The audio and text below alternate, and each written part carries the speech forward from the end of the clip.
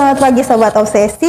Kembali lagi dalam acara kita Obsesi, obrolan sehat masa kini. Obsesi kali ini dengan saya Ratna Anggraini dan akan ditemani oleh seorang dokter hebat. Kita akan membahas tentang cuci hidung. Nah, pasti pada bingung nih, apa sih sebenarnya cuci hidung? Untuk itu sudah hadir bersama saya seorang dokter di RSUD Cengkareng. Beliau adalah Dr. Yadita Wirapasra, spesialis THTKL. Selamat pagi, dokter. Pagi, Ratna. Ya, dokter, apa kabar nih? Kayaknya kita lagi banyak, lagi di masa pandemi seperti ini. Dokter sehat ya, insya Allah ya. Alhamdulillah. Dokter, terkait dengan cuci hidung ya, kita langsung ke tema nih, tema inti cuci hidung. Sebenarnya cuci hidung itu apa tuh, Dok? Mungkin bisa bantu disampaikan. Iya, sekarang lagi ini ya Mbak Ratna, lagi tren di mana-mana ya. Ada cuci hidung, hidung, ada video beredar di mana-mana. Sebenarnya cuci hidung tuh apa sih gitu? Cuci hidung itu sebenarnya adalah kalau secara umum banyak gitu. Kita cuci hidung, membersihkan hidung gitu ya. Tapi kalau secara medis kita sebutnya nasal irigasi. Jadi nasal irigasi itu adalah sebuah prosedur medis membersihkan rongga hidung ya, biasanya menggunakan cairan salin. Cairan salin ini sebenarnya larutan garam. Larutan gitu ya. Garam ya, berarti bisa dibuat sebenarnya ya, Dok, sama orang. Nah, ini dia. Nggak bisa ya, beda ya.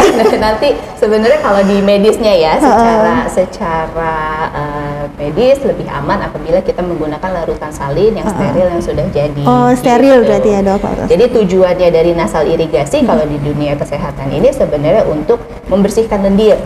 Membersihkan lendir di hidung. Kemudian membersihkan kotoran, iritan, alergen, zat-zat yang menyebabkan alergi gitu ya.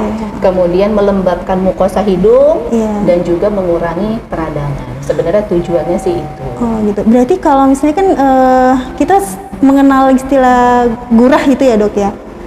Kalau gurah itu sama dengan cuci hidung ini gitu, Dok. Nah, jadi si cuci hidung itu sendiri nih, kalau kita baca di jurnal-jurnal itu ya, nasal irigasi ini dia diadaptasi, Mbak. Diadaptasi dari budaya Ayurveda, itu dari India dulu ya, gitu. Nah, kalau tradisional kita taunya gurah nih, gitu. Iya. Cuman apa sih bedanya gurah sama nasal irigasi? Jadi apakah sebenarnya kita dari dunia medis menyarankan untuk gurah gitu?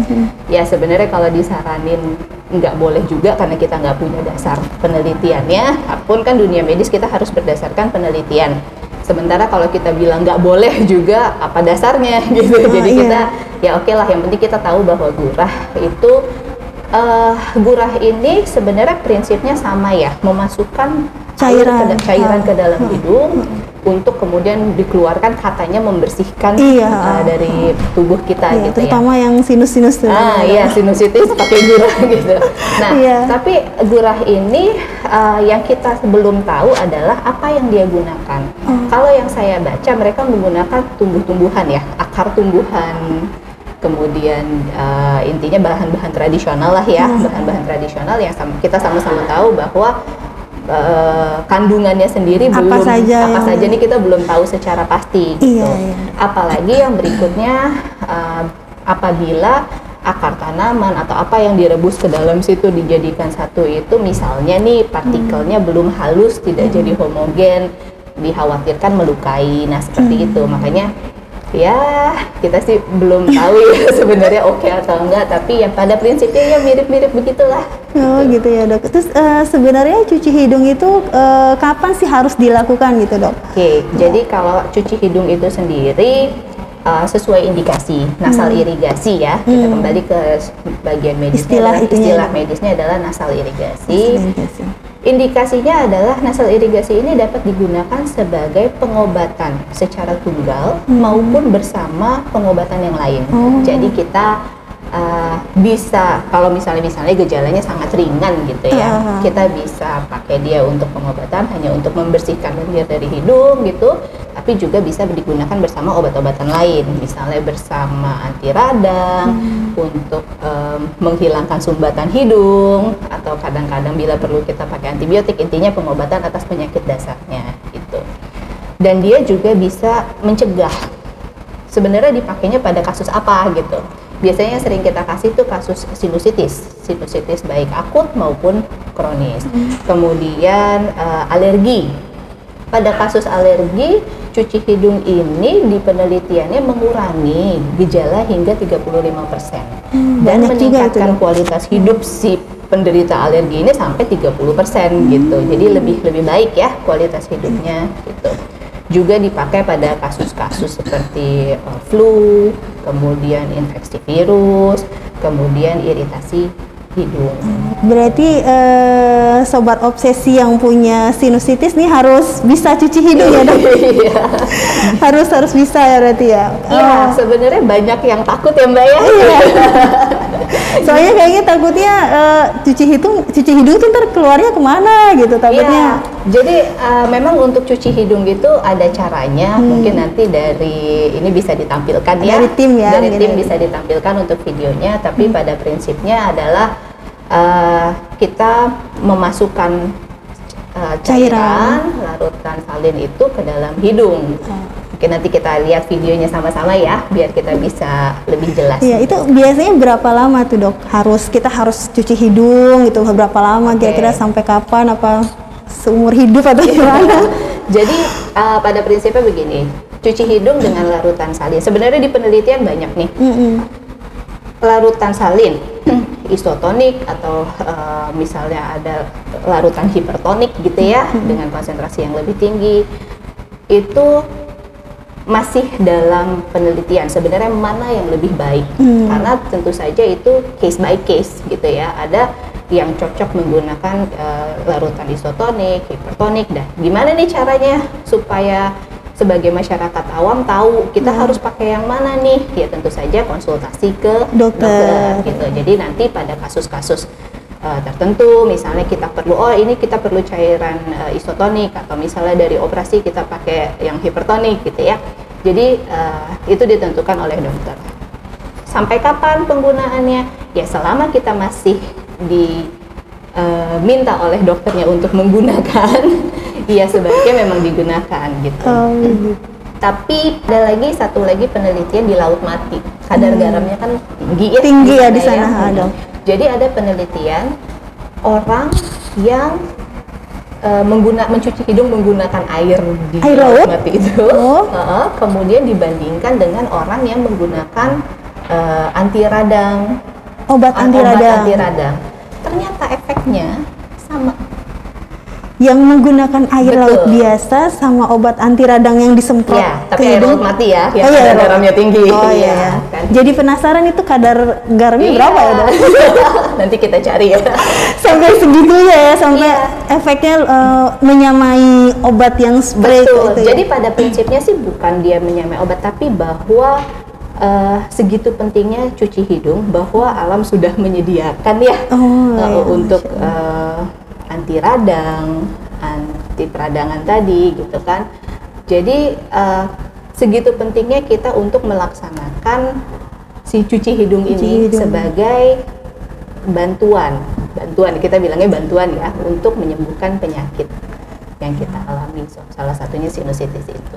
Tapi hanya air laut mati ya dok? Ya, jadi dari sana ya, dari semua air laut ya. Berarti karena lautnya Indonesia nggak bisa ya sobat obsesi ya, jadi jangan coba-coba. Jadi sebetulnya sih begini, ya setiap laut kan kandungannya memang berbeda gitu. Kemudian air laut yang kita pakai sekarang di dalam kemasan itu juga sudah diukur kadarnya. Air kemasan ya dok? Ya, yang di kemasan yang untuk cuci hidung itu udah ada diukur kadar garamnya, diukur kadar mineralnya, sudah dipastikan bersih gitu. Jadi dulu ada cerita nih Mbak Ratna, saya pernah dengar dari salah seorang guru saya gitu ya. Spesialis THT juga. Spesialis THT. Jadi kalau orang Indonesia bagian timur. Oke, berarti daerah Maluku sana. Iya, orang Indonesia bagian timur sana lah gitu. Mereka itu kalau operasi hasilnya bagus Mbak Ratna. Sesudah operasi hasilnya bagus gitu. Dibandingkan yang kesini. Tapi setelah dilihat gitu, kemungkinan karena memang kita tidak punya dasar penelitiannya. Salah satu yang dicurigai adalah kebiasaan mereka berenang di air laut. gitu. Jadi seperti hidungnya tercuci ya Iya, dengan air laut tanpa itu. disadari gitu Iya. ya, tanpa disadari Dan jadi ternyata memberikan hasil yang lebih baik. Ini sih informasi zaman dulu, kita belum ada penelitiannya, tapi kalau kita hubungkan dengan penelitian yang udah ada sekarang, ya memang sangat mungkin gitu. Tapi harus dipastikan air lautnya air laut bersih ya, jangan itu laut-laut. Berarti Percuma. minimal itu jadi buat penyemangat kita nih DKI supaya bisa punya air laut yang bersih ya dok. Iya. Jadi siapapun namanya anak-anak suka berenang ya, nanti berenang di situ dengan sendirinya jadi Bersih, tercuci ya dok, tercuci. bersih ya dok. Luar biasa. Itu kalau air laut dok. Kalau air biasa gimana dok? Bisa juga air, mestinya air keran gitu, air keran biasa. Oke, kalau Atau air aqua kan- gitu. Jadi ini kita kembali ke yang luas ya, ke cuci hidung. Oh, iya, baik. Cuci hidung bukan ke nasal irigasi, karena Iya, kalau iya, nasal dok. irigasi kan pakai Harus- larutan salin gitu oh, iya, ya. yang steril tadi ya, Steril dok. tadi. Kalau misalnya cuci hidung gitu, kita hubungkan dengan kebiasaan umat Islam. Oh ya. Muslim. Yang mana nih dok? Muslim ya. Ah. Jadi pada saat berwudu. Oh, cuci ini ya. Ya, pada saat berwudu kan ada satu Step ya. stepnya adalah memasukkan air, menghirup air dari hidung, dihirup sampai ke belakang, kemudian kita buang lagi. Itu tujuannya untuk membersihkan rongga hidung gitu ya. Iya, Itu kan iya, dengan air betul. biasa nih kalau Iya. berwudu. Ya. Iya betul air biasa. Itu dikerjakan oleh umat muslim sehari minimal 5 5 kali. kali. Dalam satu kali step wudhu 3 3 kali, kali berarti dia. dalam sehari 15 kali gitu ya. Penelitiannya memang saya kurang banyak dapatnya nih, tapi ada beberapa penelitian, review, pilot study, saya lihat bahwa ternyata orang-orang yang berwudu dengan baik dan benar, maksudnya adalah tidak hanya dielap depannya aja, tapi benar-benar dihirup Sesuai sesuai dengan, prosedur tadi nasal irigasi kita masukkan ke belakang itu memiliki mukosa hidung yang lebih sehat. Kemudian ada yang melakukan swab pada rongga hidung, melihat pola kuman Bakteri yang di bakteri dalam. yang ada di dalam hidung ditemukan lebih sedikit dibandingkan orang-orang yang tidak memasukkan air ke dalam hidung. hidung.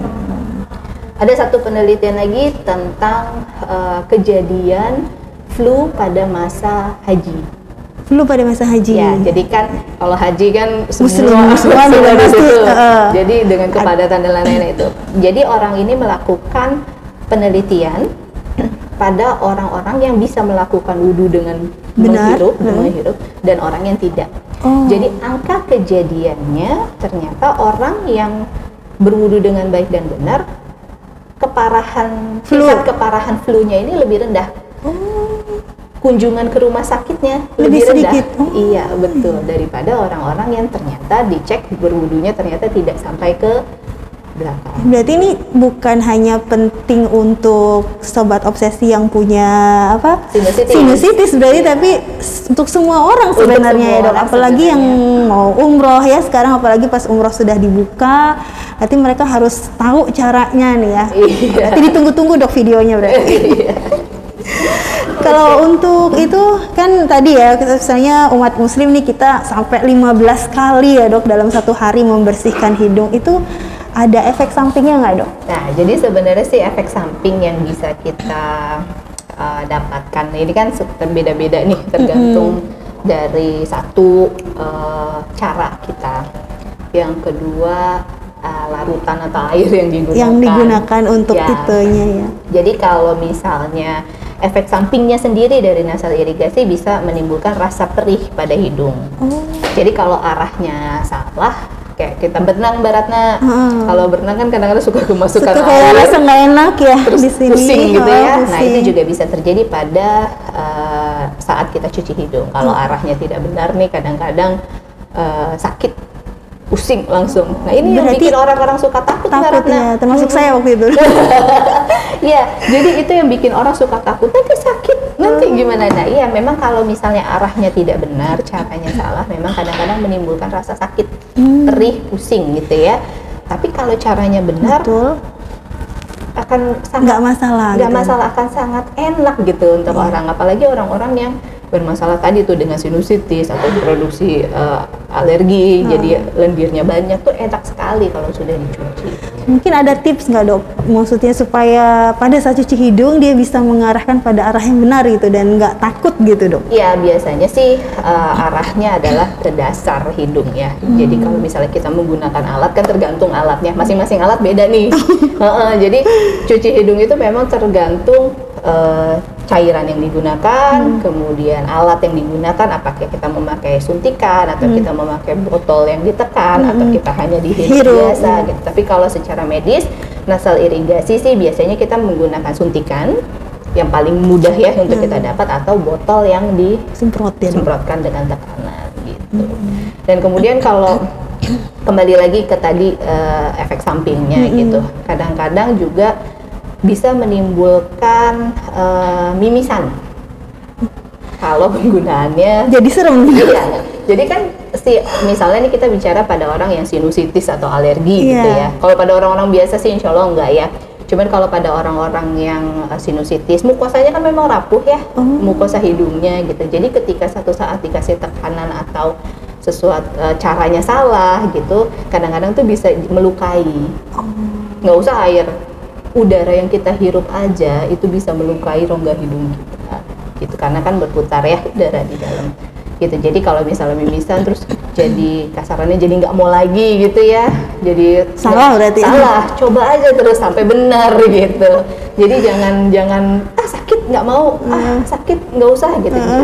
Udah yang takut dulu, takut ini, nah itu malah menghambat jadinya. Ya berarti kalau masih mimisan berarti masih salah nih caranya ya. Berarti harus dibenerin lagi berarti ya dok. Kalau ini dok kan sekarang lagi pandemi ya, COVID tuh. Kita sering lah dimasukin macam-macam nih ke hidung ya dok untuk swab. Itu kalau di COVID ini terkait dengan cuci hidung gimana nih dok? Jadi kalau nasal irigasi ini ya pada COVID, penelitiannya memang ya masih berjalan karena COVID-nya juga masih berjalan ya. Dan lupa COVID-nya masih ada ya. Jadi kita masih harus tetap pakai masker gitu. Nah, hubungannya dengan COVID ini sendiri, jadi diteliti bahwa kandungan salin itu ya ada beberapa kandungan yang memecah si enzim-enzim pada virus ini gitu. Jadi memang masih ada pendapat bahwa hanya virus yang mati yang dibuang gitu. Tapi jangan lupa kan ada kandungan natrium, ada kandungan kloridanya, itu juga membantu proteksi dari hidung kita sendiri. Kan hidung secara alamiah sudah punya proteksi punya perlindungan gitu. Dia menghasilkan gel, menghasilkan lendir gitu untuk, dan ada yang namanya ciliary clearance. Jadi ada rambut-rambutnya lah, rambut-rambut yang kalau ada bergerak partikel, terus gitu dia ada partikel, ada alergen, ada virus, dia akan berusaha untuk menyingkirkan dari menghalau tubuh. Gitu ya dok. Dia berusaha menyingkirkan gitu. Nah, dengan kita mencuci, fungsinya si ciliary clearance ini dibantu. Ya, jadi kalau misalnya kita udah ketempelan sama virus atau apalah iritan itu, sehingga menyebabkan ketika dia udah masuk nih ke dalam tubuh, si cilianya nih fungsinya udah mulai terganggu nih, ya kan? Iya, karena ada virusnya. Karena ada virus, dia udah mulai terganggu sehingga dia tidak mampu lagi mengeluarkan. Nah, kita bantu gitu untuk dikeluarkan dengan nasal irigasi. Jadi kembali lagi ke fungsinya nasal irigasi ini tidak hanya pengobatan tapi juga pencegahan. Ya. Betul. Jadi berarti kalau untuk pencegahan COVID harus pakai cuci hidung. Cuci hidung, terus maksudnya cairannya berarti harus ke dokter gitu dok? Atau enggak sih, sebenarnya ya tadi balik lagi penelitian dari wudhu aja gitu ya. Iya, betul. Itu kan nggak apa-apa, maksudnya mengurangi gitu. Yang paling penting adalah bersihkan hidung secara rutin, gitu. Bersihkan hidung secara rutin sehingga meminimalisir kontak antara si virus itu dengan mukosa hidung. Jadi kan si virus itu datang nggak langsung masuk gitu ya, pasti akan ada kontak dulu. Dia butuh waktu untuk berproses pada tubuh. Nah, dengan sering-sering mencuci hidung sih, ya diharapkan bisa mengurangi ya, gitu. Nah, kemudian memang pernah ada penelitian. Jadi kalau COVID kita cuci hidung aja, ya nggak gitu juga sih. Tetap harus yang lain, tetap harus prokesnya, tetap harus benar, cuci tangan dan lain-lain. Karena diteliti bahwa pada kasus yang sangat ringan atau pada fase awal sekali memang bisa membantu. Tapi kalau kasusnya sudah berat, inflamasinya sudah, peradangannya sudah luas, ya nggak bisa juga, nggak akan ada efeknya juga gitu. Jadi ya kita memang jangan telan mentah-mentah bahwa oh COVID cuci hidung aja ya, enggak. Tapi memang ketika kita melakukannya sebagai pencegahan gitu ya mudah-mudahan namanya juga usaha ya Mbak ya, usaha untuk mengurangi gitu. Iya, luar biasa. Jadi sebenarnya saya sangat terbuka nih Dok tentang cuci hidung ya. Jadi cuci hidung itu sangat penting gitu ya. Mungkin yang kemarin-kemarin buat sobat obsesi nih yang masih takut cuci hidung, terus takut efek sampingnya, tadi sudah banyak dijelaskan sama Dokter Yadita ya Dok. Nggak kerasa kita sudah berapa lama tadi Dok ngobrol di sini. Lumayan juga ya. Mungkin dokter sebelum berakhir nih dengan sobat obsesi kali ini bisa berikan kesimpulan Dok, kira-kira apa nih yang membuat sobat obsesi jadi oke, cuci hidung berarti gue harus gimana gitu Dok? Jadi kesimpulannya bahwa cuci hidung ini atau nasal irigasi kita sebutnya di dunia medis merupakan sebuah tindakan yang sangat bermanfaat. Bisa bermanfaat untuk mencegah sebuah penyakit gitu ya, atau terapi. Jadi untuk anda sobat obsesi yang masih takut untuk melakukan cuci hidung gitu ya karena takut sakit, kemudian takut lah gitu, karena biasanya kalau belum dicoba takut duluan ya, betul. Atau ketika sekali mencoba ternyata sakit gitu. Pastikan Anda mendapatkan informasi yang benar tentang bagaimana kita mencuci hidung yang baik dan benar. Kalau Anda ragu, Anda boleh mengunjungi dokter spesialis THT Anda, atau sekarang tidak hanya dokter THT, tapi juga dokter anak banyak menggunakan pada anak-anak ya, cuci hidung pada kasus anak-anak, karena memang pada anak ini juga terbukti mengurangi keparahan dari penyakitnya. Gitu. Kalau anak luar biasa juga tuh ya dosanya. Anak kan biasanya agak susah tuh. Orang dewasa aja orang dewasa kita aja masih agak ragu-ragu mau cuci hidung. Ini pada anak cuci hidung dilakukan juga gitu. Pada anak cuci hidung dilakukan juga. Dan kan pada anak susah ya Mbak untuk mereka mengeluarkan ingus. Jadi kadang-kadang sama mereka dibiarkan kemudian tertelan jadi batuk atau keluar dari mulut ya. Anak-anak ya namanya ya kadang-kadang masih susah gitu. Nah, si nasal irigasi ini membantu mengeluarkan si lendir itu, minimal mengencerkan, sehingga lebih mudah ya untuk mereka mengeluarkan. Gitu. Jadi jangan ragu menghubungi dokter Anda atau petugas kesehatan Anda ya. Misalnya Mbak Ratna kan juga bisa mengedukasikan. Atau dokter praktek hari apa nih Dok? Mungkin sekarang nih Dok, biar mungkin sobat obsesi yang saya sepertinya nih ada kendala atau ada yang mau dikonsultasikan atau belum berani juga gitu, kira-kira. Sementara dokter, ini saya praktek hari Selasa di RSUD Cengkareng jam 10 sampai jam 12, tapi sebenarnya semua dokter THT pasti akan dapat memberikan informasi yang Anda butuhkan mengenai nasal irigasi ini. Kemudian untuk Anda yang sudah pernah tahu caranya nasal irigasi yang baik dan benar, di masa pandemi ini tidak ada salahnya untuk terus dilakukan. Terus dilakukan ya Dok. Sebenarnya ada satu yang saya lupa tanyain Dok, tapi sepertinya kita udah lama ini, boleh sedikit lagi Dok, nggak apa-apa ya Dok. Itu kalau misalnya tadi kan saya masih terpikir yang air laut mati ya Dok, yang kandungan garamnya tadi dokter bilang kan cukup tinggi ya. Nah kalau kita bikin di rumah sendiri tuh Dok, air garam, udah kita banyakin aja tuh garamnya itu, boleh nggak tuh Dok? Jadi sebenarnya jangan dibanyakin garamnya. Jadi sebenarnya garam kalau kita bikin di rumah ya Mbak ya. Garam kita bikin di rumah, yang pertama kita harus pastikan garamnya ini apakah mengandung iodium atau tidak. Gitu, karena nggak boleh Dok? Ya sebaiknya tidak gitu, karena memang yang dikhawatirkan dari bikin sendiri adalah satu, kandungannya tidak sesuai dengan yang sudah ada di penelitian gitu ya kita butuhkan. Kedua, belum lagi nanti kalau sendok habis dari garam ke pecin, ke gula. Jadi untuk cuci hidung kita campur-campur lah gitu. Jadi memang kadang-kadang ada takaran bahwa satu gelas sekitar 200 sampai 300 cc, dikasih garamnya 1 sendok teh, tapi rata, nggak boleh tinggi gitu ya, gitu. Ya, tapi ini hanya azas kepraktisan.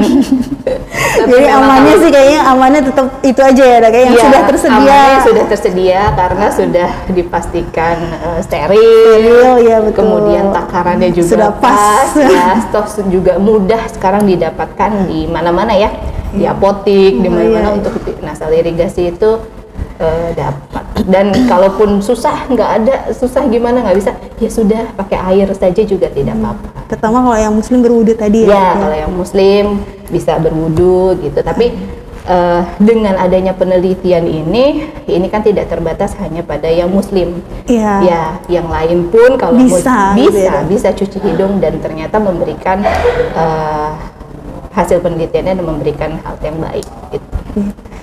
Baik, kayaknya kali ini luar biasa ya, Dok. Informasi yang disampaikan sudah kayaknya full package sudah lengkap gitu ya, mulai dari cuci hidung itu apa, kemudian kapan dilakukan, berapa lama, dengan apa gitu ya, sampai penelitiannya tadi sudah disampaikan, tuh luar biasa. Dokter, terima kasih banyak waktunya untuk Sobat Obsesi kali ini, ilmunya juga semoga bermanfaat nih buat Sobat Obsesi semua, dan juga tambah berkah buat dokter ya, Dok. Mungkin tadi kesimpulan sudah disampaikan, kita juga sudah banyak diskusi tentang cuci hidung. Mungkin untuk diskusi Sobat Obsesi kali ini kita cukupkan dulu sekian ya, Dok ya. Sampai jumpa lagi Sobat Obsesi di kesempatan yang akan datang. Obsesi, obrolan sehat masa kini. Salam sehat.